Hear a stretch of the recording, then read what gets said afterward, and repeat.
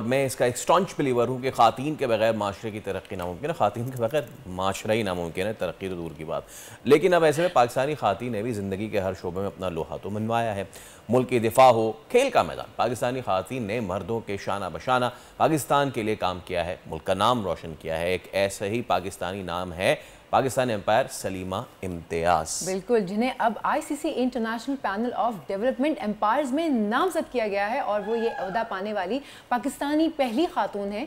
सलीमा दो तरफा सीरीज़ और आईसीसी विमेंस इवेंट्स में एम्पायरिंग कर सकेंगी। सलीमा इम्तियाज़ मुल्तान में पाकिस्तान और जनूबी अफ्रीका की टीमों के दरमियान T20 सीरीज़ में एम्पायरिंग करेंगी। और ये जो आप बार बार हम आपको दिखा भी रहे हैं, मैम सलीमा और उनकी बेटी कायनात दोनों जो है पाकिस्तान को रिप्रेजेंट कर रही हैं। Ma'am Salima being an umpire और कायनात बीइंग अ क्रिकेटर। तो सलीमा इम्तियाज़ हमारे साथ मौजूद है। अस्सलाम वालेकुम। मैं बार बार मैम आपको इसलिए कह रहा हूँ बिकॉज जिस स्कूल में आप मैम थी, मैं उसी का ग्रेजुएट हूँ, तो मेरे लिए खुद बहुत ज़्यादा खुशी की बात है मैम सलीमा कि I am looking forward to you और आप माशाल्लाह दुनिया पे छाने वाली है। How is the feeling right now? वालेकुम सलाम। सबसे पहले तो ये जानकर खुशी हुई कि जिस स्कूल से मैंने पढ़ाया है उधर आप ग्रेजुएट रह चुके हैं।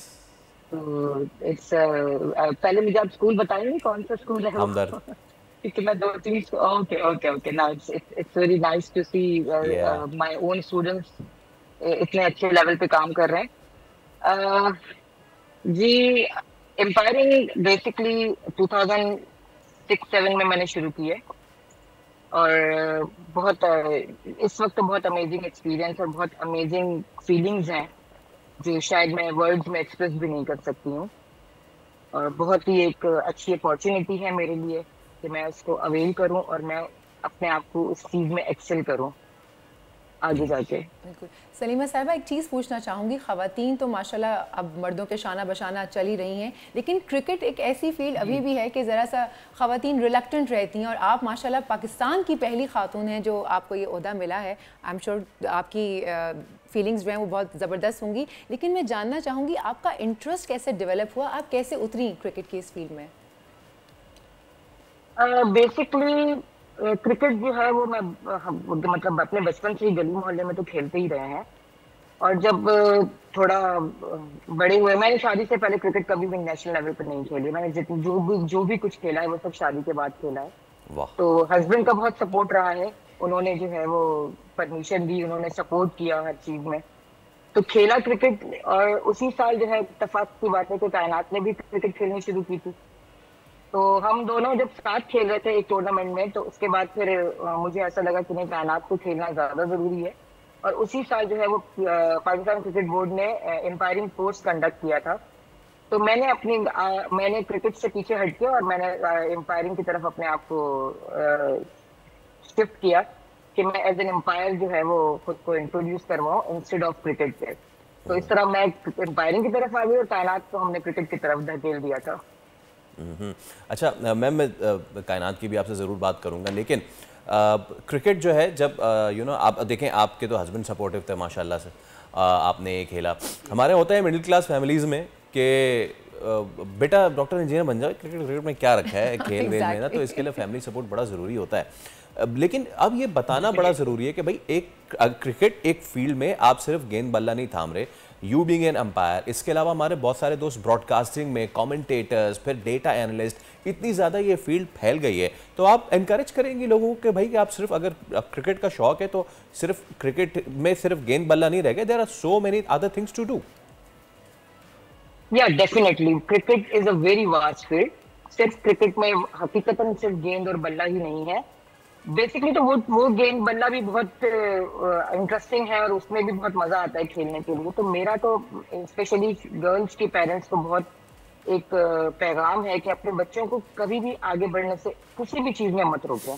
अगर वो स्पोर्ट्स में आगे बढ़ना चाहते हैं तो बिल्कुल उनको सपोर्ट करें, 100% सपोर्ट करें। इसके अलावा भी क्रिकेट की बहुत सारी फील्ड है, एम्पायरिंग है, मैच रेफरी है, जैसे आपने बताया ब्रॉडकास्टिंग है। तो बहुत वास्ट फील्ड है। मुझे लगता है कि फीमेल्स को जरूर इस तरफ आना चाहिए और बिल्कुल अपने आप को मनवाना चाहिए। और बहुत अच्छी और बहुत वास्ट फील्ड है ये। बिल्कुल। और सलीमा साहिबा, आपकी जो बेटी हैं कायनात, वो भी क्रिकेट में है आपकी तरह, सो आपसे इंस्पायर हो कि वो क्रिकेट में उतरी, मतलब ये तो ब्लड में ही हो गया ना उनके? yes. नहीं, इंस्पायर होकर नहीं उतरी थी एक्चुअली, ये मेरा ड्रीम था। जब मैं कुछ छोटी थी तो मुझे पाकिस्तान के लिए खेलना है, पाकिस्तान के लिए कुछ करना है, लेकिन सिचुएशन ऐसी नहीं थी कि उस वक्त हम कुछ कर सकते ना, इतना सपोर्ट था। लेकिन जब कायनात की पैदाइश हुई तो उसके बाद एक थोड़ा उसके अंदर जब थोड़ी बड़ी हुई, उसके अंदर थोड़ी एथलेटिक्स स्किल्स हमने देखी, तो फिर ये ड्रीम जो है वो मैंने उसके अंदर ट्रांसफर करना शुरू कर दिया कि no, you have to do something for Pakistan, कुछ करना है पाकिस्तान के लिए। और पहले एथलेटिक्स करवाया उसको, फिर इस तरह आहिस्ता आहिस्ता आहिस्ता फिर हम उसको क्रिकेट की तरफ लेकर आए, और फिर माशाल्लाह उसने खुद अपने आप को प्रूव किया है दुनिया के सामने। यस। अच्छा ma'am Salima, I remember Pakistan के एक और लेजेंड अंपायर, दुनिया के लेजेंड अंपायर अलीम डार, उनसे जब एक सवाल हुआ था कि जी क्रिकेटर्स जो हैं वो अपनी एक फिटनेस रखते हैं, उनको क्रिकेट खेलनी होती है, अंपायर्स जो हैं उनका जो आई कोऑर्डिनेशन है, क्योंकि यहाँ हम टीवी पे बैठ के जो है ना देख रहे होते हैं, ऐसा ले मैंने कहता है यार आउट, अरे नॉट आउट, यार अंपायर ने गलत आउट दे दिया, लेकिन फिर जब वो हॉकाई होता है और जब कोई डीआरएस होता है तो फिर पता लगता है, फिर जब कमेंटेटर कहता है ना कि भाई अंपायर ने कमाल कर दिया। तो मैम आप लोग क्या करते हैं, किस तरीके से, is it more about the observation, या फिर अलीम डार कहते थे कि यार मैं ना टेबल टेनिस खेलता था तो उससे आंखें बड़ी तेज होती हैं, तो इस तरह की भी चीज़ें आप लोग करते हैं so that you can make the decisions right? जी बिल्कुल, अलीम भाई ने बिल्कुल सही बात की थी। आई और कोऑर्डिनेशन बनाने के लिए बहुत सारी चीज़ों की ज़रूरत होती है। आप किस तरह, एक तो कंसंट्रेशन आपको बढ़ानी होती है अपनी, उसकी डिफरेंट एक्सरसाइज होती है। Table tennis obviously is a very good game to play, concentration level भी बढ़ता है और आपका कोऑर्डिनेशन भी बढ़ता है उससे। इसके अलावा आपको अपने आप को फिट रखने के लिए फिटनेस की बहुत सारी चीज़ें जो हम करते हैं, जिम है, ये डिफरेंट चीज़ें हैं। तो कंसंट्रेशन और कोऑर्डिनेशन दोनों के लिए आपको मुख्तलिफ एक्सरसाइजेस तो करनी पड़ती हैं, वो आप छोड़ नहीं सकते हैं। तो ये एक रेगुलर बेसिस पर जो है वो एक्सरसाइजेस होती हैं इसकी। अच्छा, इस एक चीज़ मैं ज़रूर पूछना चाहूँगा मैम सलीमा, क्योंकि आप पूरा डोमेस्टिक स्ट्रक्चर देखती हैं पाकिस्तान का। अभी एक अनफॉर्चुनेट बात ये भी है कि हमारी अंडर 19 भी जो टीम है ना, that's not very well knitted. तो जो हमारी ए टीम है वो तो बड़ा, बी टीम है वो तो बड़ा ज़बरदस्त काम कर रही है। Like I have so many favourites in it, Alia Riyaz से लेके अब कायनात से लेके और बाकी सारी। आपको लगता है कि हमारा जो बेसिक इंफ्रास्ट्रक्चर है क्रिकेट का स्कूल्स में, कॉलेजेस में, वो भी उसको अब बेहतर होना चाहिए? I am talking about female cricket specifically. बिल्कुल होना चाहिए। हमारे पास इंफ्रास्ट्रक्चर स्कूल कॉलेजेस में है ही नहीं, जिसकी वजह से वो टैलेंट बाहर नहीं आ रहा जो हमारे बच्चों में है। बहुत टैलेंट है पाकिस्तान में, बहुत गॉड गिफ्टेड बच्चे हैं, थोड़ा फैमिली बैकग्राउंड की वजह से आगे नहीं आ पाते हैं, कुछ जो है वो स्कूल की जगह नहीं मिलती खेलने की। तो मेरा ख्याल है कि अब स्कूल और कॉलेजेस को ये स्टेप लेना चाहिए कि वो अपने स्कूल और कॉलेजेस में जो है वो ये क्रिकेट को शुरू करें, बेसिक्स से शुरू करें, फिर आहिस्ता आहिस्ता वो आगे बढ़ते रहे। जब तक स्कूल कॉलेजेस में शुरू नहीं होगा तब तक थोड़ी प्रॉब्लम तो होगी। सलीमा साहिबा, मेरा एक सवाल अभी आपकी बातों से मुझे एक मेरे जहन में सवाल आया कि हमारे यहाँ जो है ना मेल क्रिकेटर्स, उनकी बड़ी हाइप है, उनको ब्रांड्स भी अप्रोच करते हैं, उनको ब्रांड एम्बेसडर्स भी बनाया जाता है और हर तरफ मेल क्रिकेटर्स ही छाए रहते हैं।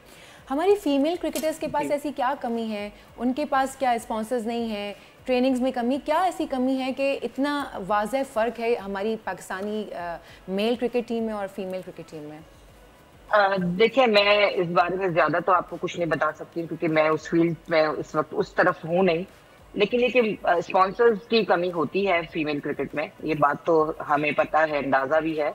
और दूसरा, हाइप इसलिए नहीं मिलती कि एक तो मैचेस हमारे बहुत लाइव नहीं आते, जो डोमेस्टिक सीजन होता है या जो भी क्रिकेट हो, जो इंटरनेशनल भी सीरीज होती है वो भी डायरेक्ट लाइव बहुत कम आती है। अब ये है कि थोड़े मैचेस लाइव आना शुरू हुए हैं और लोगों ने जानना शुरू किया है प्लेयर्स को, लेकिन लाइव नहीं आते। दूसरा ये होता है कि हमारे जो कल्चर है ना उसके हिसाब से फीमेल्स को थोड़ा सा, आप पता है, अंडर प्रेशर रहती हैं फीमेल्स, तो वो उस वजह से भी एक ये वजह हो सकती है कि शायद इतनी हाइप नहीं मिलती है।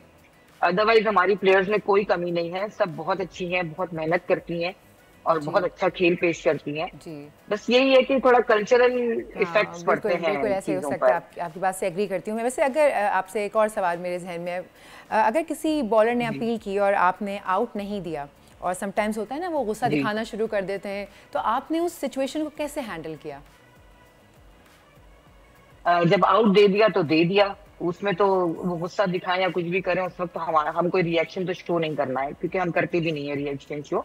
एग्रेशन होता है बॉलर्स में, ऑब्वियस सी बात है, जब उनका डिसीजन हो जाता है, कभी बॉलर्स को हम नॉट आउट दे देते हैं तब बॉलर्स को एग्रेशन होता है, बैटर को आउट देते थे तो बैटर में एग्रेशन आ जाता है। तो ये नॉर्मल चीज है, उसके ऊपर कोई रिएक्ट नहीं करता, कोई रिएक्शन नहीं देना है हमने, हम देते भी नहीं है और ना ही देना चाहिए। जो भी है फिर वो देखा जाता है बाद में कि वो रिएक्शन क्या था, कितना इम्पैक्टफुल था, वो डिफरेंट चीज है बिल्कुल। तो ग्राउंड के अंदर कोई बेसिकली हम रिएक्ट नहीं करते हैं। अब मुझे सोनिया के सवाल से मैम सलीमा वो याद आ गया, जो मशहूर माइक गेटिंग और पाकिस्तानी अंपायर के दरमियान एक झगड़ा हो गया था, उसके बाद मतलब कि वो बहुत ही आगे चला गया था, मतलब कभी बखनर कभी शेफर्ड के साथ इस तरह हुआ। जिस तरह हम अब बात कर रहे हैं ना, हम इससे पहले बात की थी कि जी वो आई कोऑर्डिनेशन के लिए एक्सरसाइज, तो अब आप लोगों को अब आईसीसी की तरफ से भी ये कुछ कहा जाता है कि जी कोई कोड ऑफ कंडक्ट है कि जी अगर वो आगे से इस तरह कुछ कर रहा हो तो आपने वो सुकून में रहना है, या फिर कभी कभी आप लोग के पास भी अथॉरिटी होती है, वो ज़्यादा अगर करे तो अंपायर उसको जाके बोल, मतलब हमारे पास रेड येलो कार्ड तो है नहीं, स्टीव बकनर वो जो बिली बाउडन थे वो मजाक में रेड कार्ड दिखा देते थे। देखिए प्लेयर का कोड ऑफ कंडक्ट होता है और प्लेयर को पता होता है कि वो क्या कर रहे हैं और क्या उनके ऊपर एलिगेशंस लग सकती हैं। तो ये जो भी सिचुएशन होती है वो मैच रेफरी और प्लेयर्स के उस पे होती है। हमारा मतलब हमें रिएक्शन नहीं देना होता, ये हमें पता है कि ऑन फील्ड हम कोई रिएक्ट नहीं करते हैं और ना ही हमें करना चाहिए। ऑन फील्ड जो गेम चल रहा है उसी वहीं पर आप उस सिचुएशन को हैंडल करके और बहुत कूल होकर वो मैच को कंटिन्यू करवाना और मैच कंप्लीट करवाना एक एम्पायर का काम होता है कि एक मैच अच्छे से कंप्लीट हो जाए बगैर किसी डिस्प्यूट के। तो ये कोशिश होती है हमारी कि हम बगैर किसी डिस्प्यूट के वो मैच को कंप्लीट करवाएं। तो सीओसी तो उनका भी होता है, प्लेयर्स के लिए भी होता है और एम्पायर्स के लिए भी होता है। अच्छा, जैसे ना हम लोग घर में बैठ के ये हम like me in school and college used to dream के यार मैं कभी करूँगा bowling, you know along with Sohail Khan and I did that as well. तो कभी इस तरह मैम आप लोगों को भी होता है कि यार आज ये जो है ना बड़ी सीरीज़ है, मैं चाहती हूँ कि मैं इस सीरीज़ में अंपायर करूँ, इसमें ये बड़ी खिलाड़ी आ रही हैं और इनको मैं जो है इनके साथ मैं अंपायरिंग करूँ, इस तरह की फीलिंग भी होती है? नहीं, ऐसे कोई फीलिंग नहीं होती है, क्योंकि जो ड्यूटी लगती है वो तो करनी है, चाहे वो छोटा मैच हो, चाहे बड़ा मैच हो, चाहे छोटी टीम हो, चाहे बड़ी टीम हो, आपने तो न्यूट्रल होकर एम्पायरिंग करनी है। अगर वो फीलिंग्स आ गई तो आप कंट्रोल नहीं कर पाएंगे अपने जज्बात पर उस वक्त। तो बेसिकली मेरा नहीं ख्याल है कि किसी एम्पायर के अंदर ये फीलिंग होगी कि मेरा कोई बड़ी टीम के साथ मैच हो या वो हो। जो ड्यूटी है वो ड्यूटी है और उसको ड्यूटी के तौर पर ही करना है और वो मैच को अच्छे से खत्म करवाना है, और चाहे छोटी टीम हो चाहे बड़ी टीम हो, मैच फिनिश होना चाहिए और मैच अच्छा पूरा होना चाहिए। Absolute professional. और एक चीज़ मैम और ये कि आखिर में सिर्फ मुख्तसर बताइएगा बच्चों को जो लोग ये देख रहे हैं, अंपायरिंग के कितने लेवल होते हैं, कितने उनको करने पड़ते हैं, इस फील्ड में आने के लिए क्या कुछ करना पड़ता है? इसमें सबसे पहले तो आपको एम्पायरिंग कोर्स जो पीसीबी कंडक्ट करता है उसको आपको पास करना होता है। वो एक कोर्स होता है जिसमें वो पढ़ाते हैं पहले, फिर टेस्ट होता है उसका। जब आप वो एम्पायरिंग टेस्ट क्लियर करते हैं तो फिर आप automatically as an umpire induction में आ जाते हैं। जब आप इंडक्ट हो जाते हैं तो फिर इसके बाद डिफरेंट कोर्सेज होते जाते हैं, डिफरेंट रिफ्रेशर कोर्सेज होते हैं एम्पायर्स के, और उसमें फिर आपकी परफॉर्मेंस एनालाइज होती है जो पीसीबी के हमारे मैनेजर एम्पायर्स हैं वो करते हैं। एनालिस्ट होते हैं, सारी एनालाइज करते हैं कि किसकी परफॉर्मेंस किस लेवल पर है, फिर उसके हिसाब से उनकी प्रमोशन होती चली जाती है। Thank you so much Salima साहिबा, हमें ज्वाइन करने के लिए। आपसे बात करके बहुत अच्छा लगा। बहुत सारी नेक ख्वाहिशात आपके साथ हैं भाई, बड़ा एजाज़ हासिल है, पहले पाकिस्तान की खातून है। सब्सक्राइब करें और बेल दबाएं ताकि कोई खबर रह न जाए।